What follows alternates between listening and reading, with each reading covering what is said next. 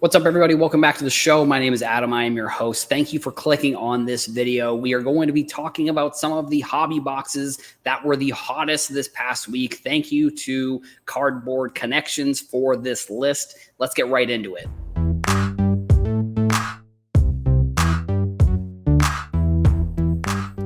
As always, I'm interested to hear your thoughts in the comments. Make sure you leave one if you have one. And if you like the video, make sure you hit the like button. And if you are new, make sure you hit subscribe. I would really appreciate it. From the 22nd to the 28th, Beckett, the hot boxes, something that I guess I was a little bit surprised by. We're going to start off Topps Gold Label. I talked about this probably like 2 weeks ago on one of the episodes of Rippin' It Open. So Gold Label is kind of like Select when it comes to the tiers of the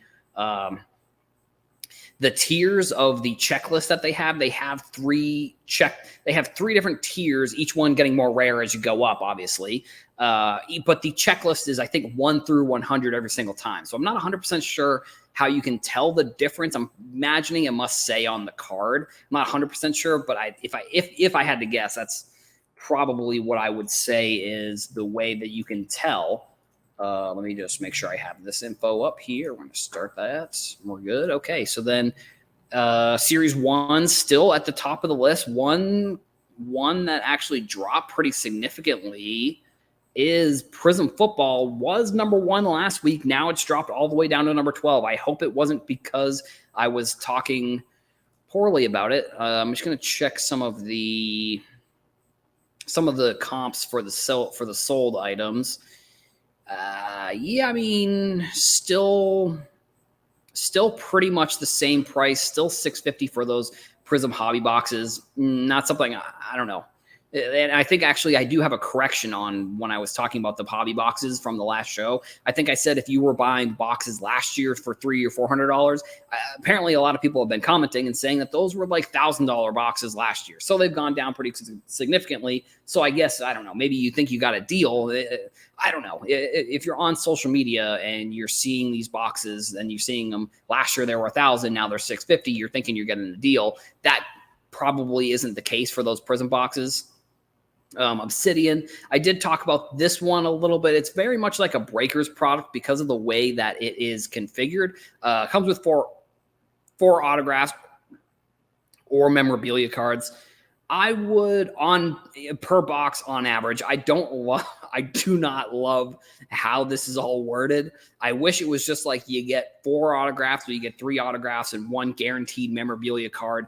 And if they could just guarantee it. Like, I don't know why they have to put this per box on average. Like, it seems like, I don't know, it seems like it's a way for them to sort of get away with not putting this much in there, because then that also means that some boxes might have 5, which I don't think is fair either. Like, if you're buying a box, you're already taking a risk. I don't think you need to add more risk of what you're getting in the box by adding this per box on average kind of wording on certain products. Like, I just think I get that it's more of a Breakers product and that it isn't necessarily somebody like, let me see.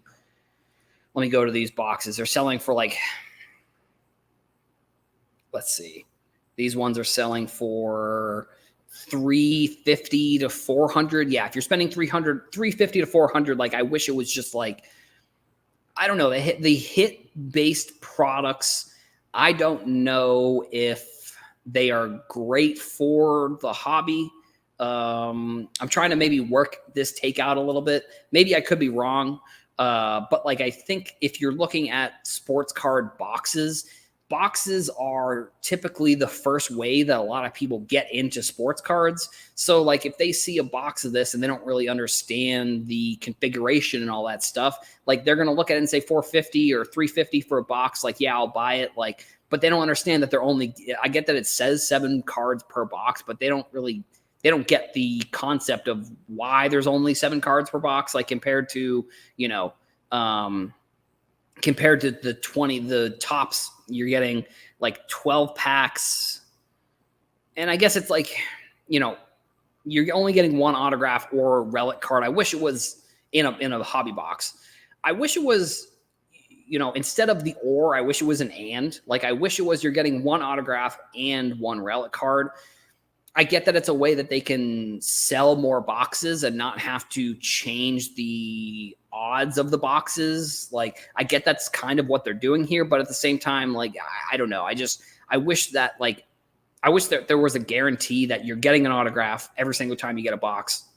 And for the Obsidian, I wish that it wasn't per box on average. I wish it was just like, you get 4 autographs or you get 4 memorabilia cards. I wish it just said exactly what you get rather than it being like a mystery, because there are so few cards in the box. Like, you know, I wish it was almost like you're guaranteed. Like, I wish that they would say you're guaranteed a rookie autograph, you're guaranteed a veteran autograph, you're guaranteed like maybe a rookie RPA, you're guaranteed a veteran RPA, you're guaranteed a base card, you're guaranteed a non-autograph card, something along those lines. Because if there's 7 cards in this box and you're saying that 4 of them on average are going to be autographs or memorabilia, that means 3 of the cards are not going to be autographed, and they may not even be rookie cards. So it's like,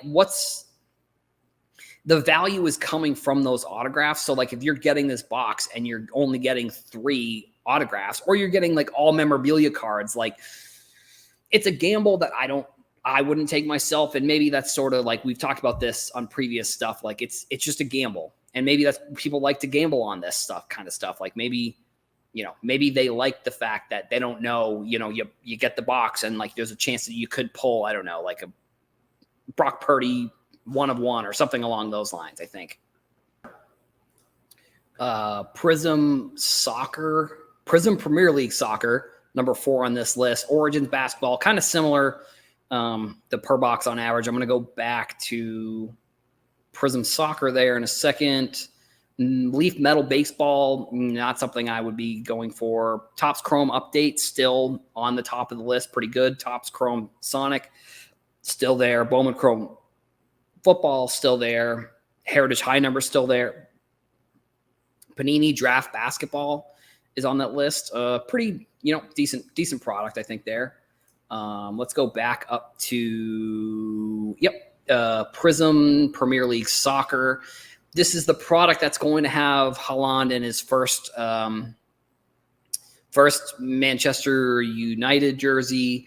You probably are going to see maybe the first Tyler Adams. I don't think Weston McKennie would be in this product for Leeds, but like Brendan Aronson, Tyler Adams, there's a chance that you're probably going to see them in this product. I would hope so, at least. Let me just check over on eBay, see what we got for prices here. Looks like roughly $250 for a box. Not terrible. I wonder if Panini sold them what they were selling them for. So yeah, $250 for this box. Pretty decent. I mean, this one you're getting 12 cards per pack, 12 packs per box.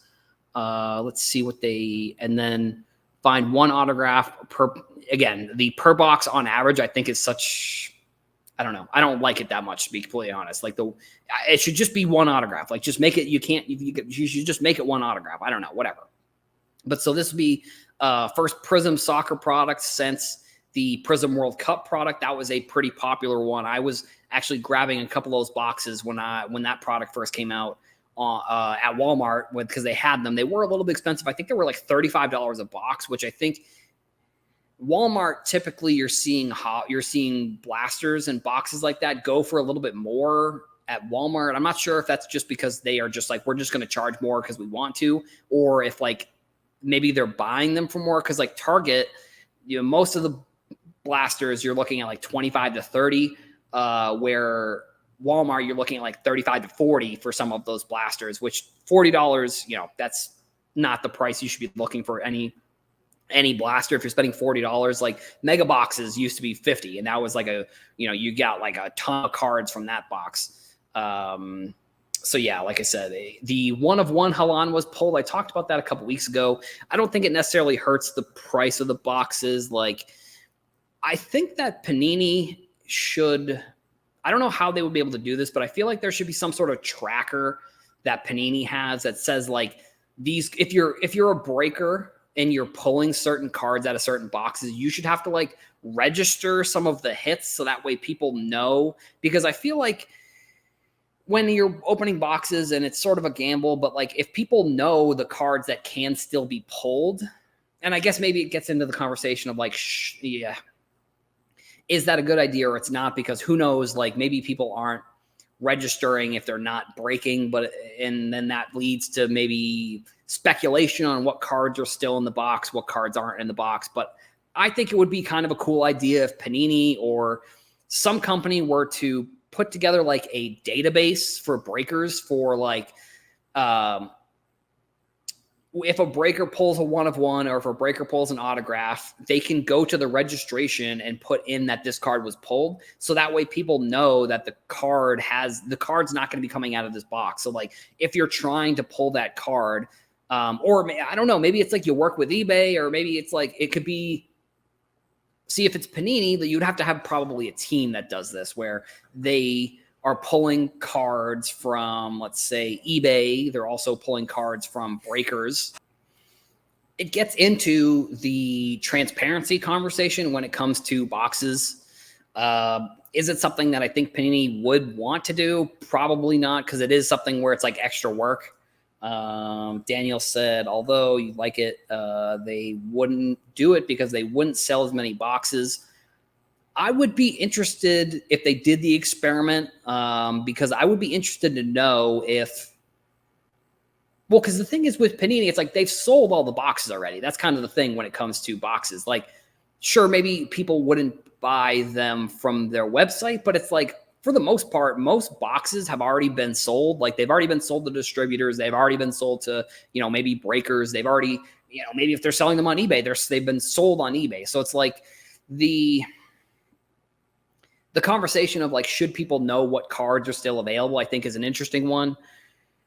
It is tough. I get that, you can't really, maybe people, it would hurt the price of some of the boxes, but I think also that would be better for cards. I think that'd be better for people who want to open these boxes, because they would, if the top chase card from a product has already been pulled, does that hurt the price of the box? Maybe, but at the same time, like it hasn't hurt this product. Like I don't think we've really seen a decline in the price of, Premier League Prism at all.